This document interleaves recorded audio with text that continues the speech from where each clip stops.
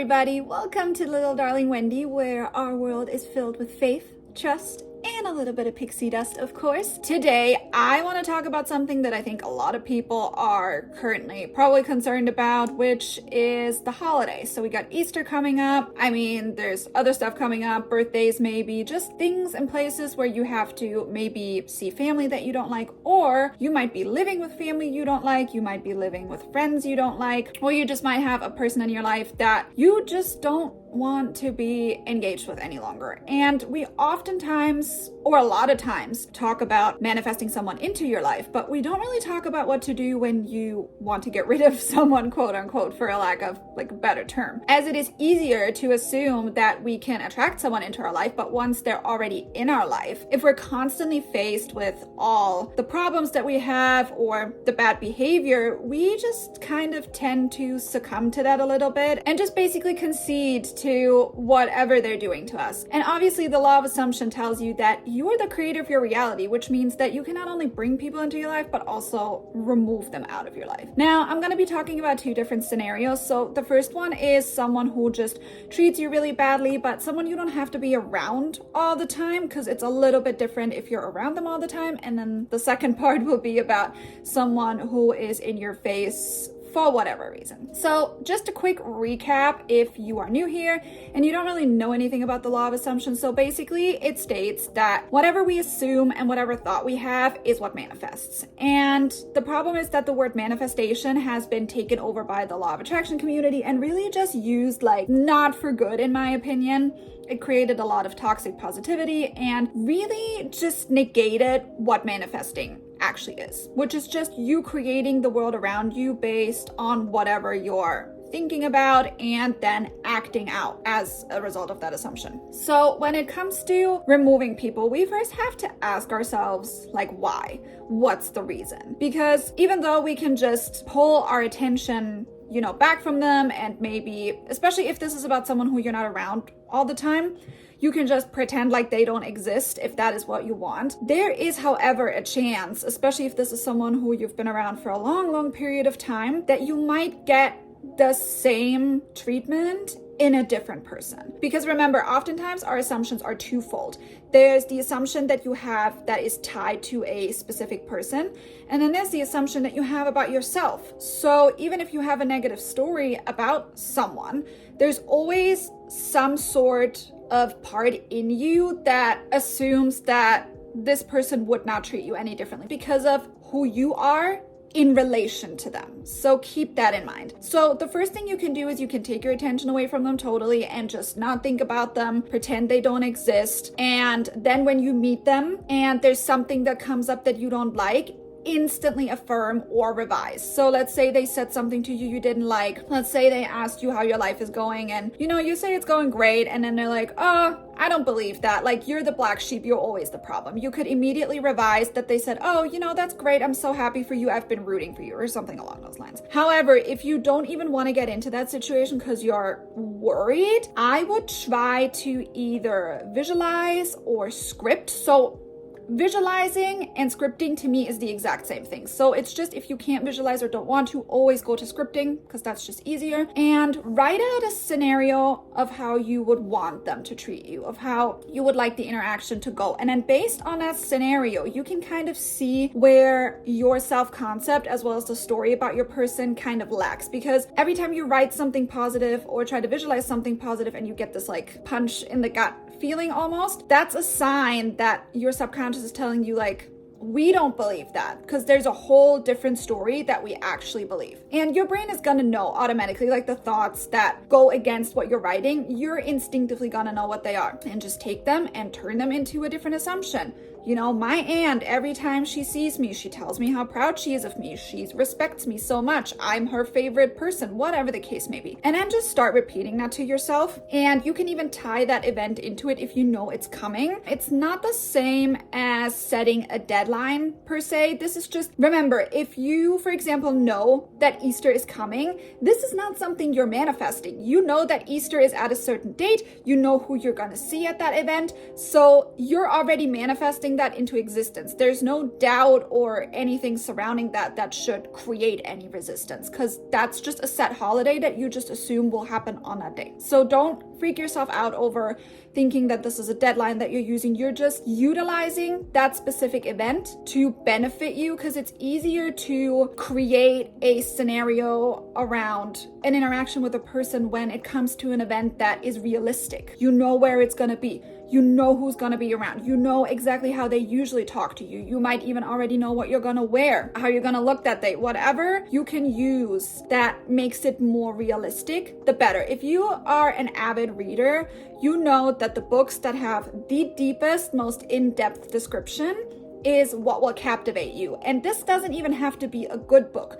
Let's take the After series, for example, or Twilight. They weren't like literary masterpieces, but you could tell that this was someone who was just writing from passion and what they were thinking and feeling, and just like word vomiting everything they could think of onto a piece of paper, but it made you feel connected to the characters that they were describing, which, you know, turned it into the huge successes that they were. The more details you include, the more easily our brain creates an image that we can put ourselves into, right? Especially with Twilight. Like, I remember reading it and I felt what she felt. Like, I saw myself in Bella, even though I didn't particularly like her character, but I could really put myself in her shoes.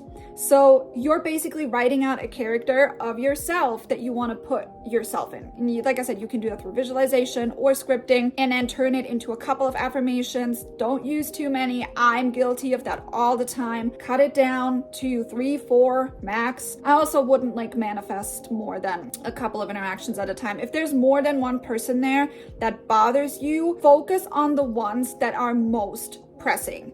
3 at most, I would say. Now let's go into the second scenario. Let's say you're living with somebody that is really stressful to you. First off, I would start with figuring out what exactly it is that bothers you about them, because you being able to manifest better interaction versus manifesting them away is probably gonna go a hell of a lot quicker, just because you have to think of it this way. If you're wishing for someone to not be in your energy, but they're constantly coming to you and like provoking you, your rage is just gonna get so much worse, and you're gonna wish for it to be over with quicker. But it's very hard to then act in line of what you want, or even part in good terms, which is what you would normally want, because you're so like engulfed with your upset and thinking that it's not working, that there's a very good chance it might take you a very long time or just get you in a really bad place.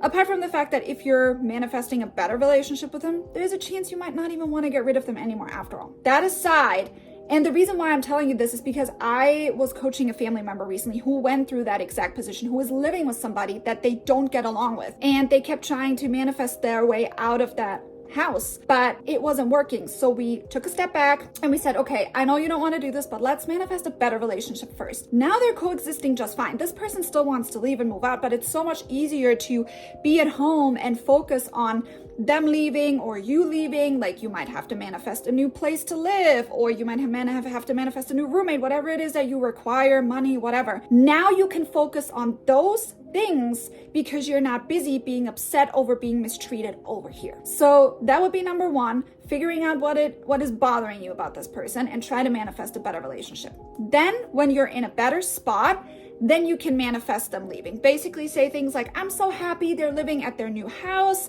I'm so happy that I have a new roommate. I'm so happy that I'm not living by myself and everybody's getting along. Like, whatever it is, it's not that difficult. You're just reversing your affirmations, just like you would want to manifest an ex away, for example. Oh my God, I'm so happy they've moved on and they have someone else. And, you know, I'm so happy with my person. Like, you're already manifesting someone away more times than not when you're manifesting a specific person to come into you. Most people that try to manifest an SP have a third party in the situation. And a lot of times you can't really ignore the third party. You try to make them go away, but it's very difficult sometimes. So you have to take some extra steps. And you're always doing it by sending them love and light. You know what I mean? Because remember, everybody's a mirror reflection of you, and there's really no benefit to you at the end of the day to send them anything negative. So you're trying to wish them well, because remember, the happier that they are, the more they will leave you alone. If they're upset and they're hurting and they might want to hurt your person or you're never going to be left alone. Your relationship is going to go to hell, potentially through the third party, not even through you, right? You don't want them to suffer. You want them to erase your person out of their memory, basically, more or less, like, so they can move on and just be like, okay, whatever, that was my past, I don't care. Like, just leave them alone. That's the same mindset you need to have when it comes to manifesting a roommate away or a friend away or even a neighbor, like whatever it is that you want. You don't always have to go full throttle in order to get what you want, which is why it's so important to figure out what exactly is it that I actually want. Do I really want to get rid of them? Or is there something deeper going on that I actually want that I'm overlooking because I'm manifesting them away? Because remember, out of sight, out of mind, that's always the easier option, right? But you're still not releasing the issue that you have with them, which is going back to your self-concept and stories about people that you have, when in fact, if you were to fix that problem, you would also ensure that if you do manifest them away and you get someone new to take their place, you're not getting in the same situation again. Because remember, it's not always, there's this thing where, if you marry someone and you don't get along with them and things are really shitty, you start looking into your past and you're like, oh my God, I married my mother or I married my father. Like, that's an actual thing. It will carry throughout every relationship that you have. Because at the end of the day, every assumption that you have about someone else, you always, even if you don't notice it consciously, you reflect that back on yourself. At the end of the day, you always ask yourself, well, what did I do wrong? Like, is it really me? Your brain just looks for the easiest solution to the problem. And the solution to your brain is always you, but you can use it to your benefit. That's why manifestation works. But you need to be mindful of that when you're trying to consciously manifest something away in order to not replace it with something new that might be the same or worse. If you have any more questions, please leave a comment down below. If you like content like this, I make law of assumption content, and I also make lots and lots of subliminals and some affirmation tapes, meditations. Make sure you hit that subscribe button, give it a thumbs up if you like videos like this, and I will see you in the next one.